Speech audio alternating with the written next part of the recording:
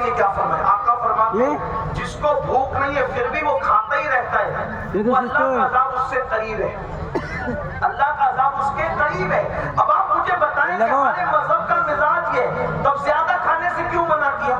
زیادہ کھانے سے اس لیے منع کیا، زیادہ کھائے گا تو بیمار پڑے گا۔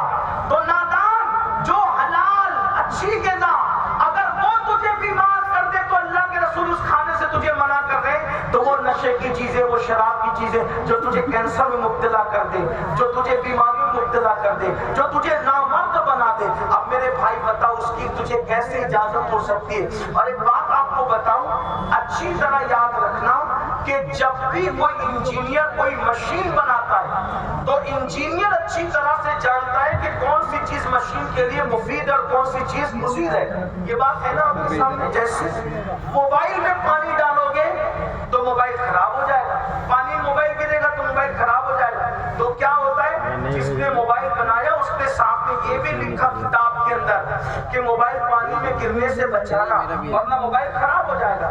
اسی طرح جس نے کار بنائی اس نے یہ بھی ساتھ میں لکھ کر کے دیا انجینئر نے کہ اس میں ڈیزل ڈالو گے تو چلے گی، پیٹرول بھی نہیں چلے گی، پیٹرول ڈالو گے تو چلے گی، ڈیزل ڈالو گے تو خراب ہو جائے گی، مٹی کا تیل راکٹ ڈالو گے تو انجن بسٹ ہو جائے گا۔ یہ سب اس میں لکھا کیوں لکھا؟ کس نے لکھا؟ انجینئر نے لکھا، اپنی کتاب میں لکھا۔ کیوں؟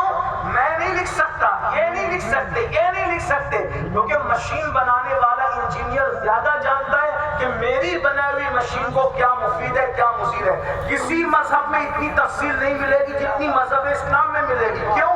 اس لیے کہ جس نے اسلام بھیجا اسی نے انسان کو بنایا، اور بنانے والا زیادہ جانتا ہے کہ جس کو میں نے بنایا کیا مفید ہے کیا مضر ہے۔ تو بنانے والا کون ہے؟ اللہ، اور اس نے بنایا تو پھر بنانے والا اللہ اسلام بھی بھیجتا ہے، قرآن بھی بھیجتا ہے، تو جو ہماری صحت کے لیے مفید تھا وہ ہمارے لیے حلال کر دیا، جو ہمارے لیے مضر تھا وہ ہمارے لیے حرام کر دیا۔ اب مجھے حیرت اس بات پر ہے کہ لوگ موبائل کو تو پانی سے بچاتے ہیں لیکن اپنے آپ کو نشے سے کیوں نہیں بچاتے؟ کتنے نادان ہو! ارے موبائل پانی میں جائے گا تو وہ موبائل خراب ہو جائے گا، اور تم نشہ کرو گے تو تمہارے جسم کی مشین خراب ہو جائے گی، جلدی مرو گے، جلدی بیمار پڑو گے، تباہ ہو جاؤ گے، برباد ہو جاؤ گے۔